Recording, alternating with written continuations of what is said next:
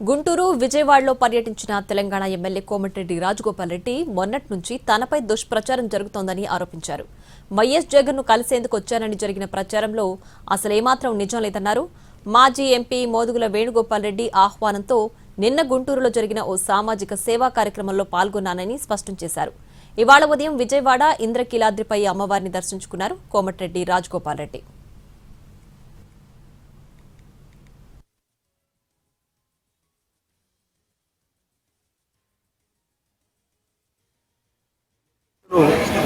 నా ప్రతిష్ట దెబ్బతినేలాగా దుష్ప్రచారం చేస్తుంది. ఈ విజయవాడ గుంటూరు ట్రిప్లో రాజకీయాల్లో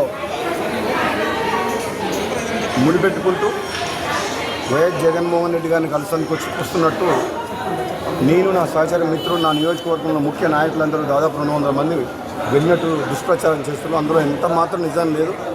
కేవలం ఒక సామాజిక సేవా కార్యక్రమం భాగంగా బాలికల వసతి గృహంలో ఒక ముఖ్య అతిథిగా నన్ను పిలిచినప్పుడు ఈ ప్రోగ్రాంకి రావడం జరిగింది.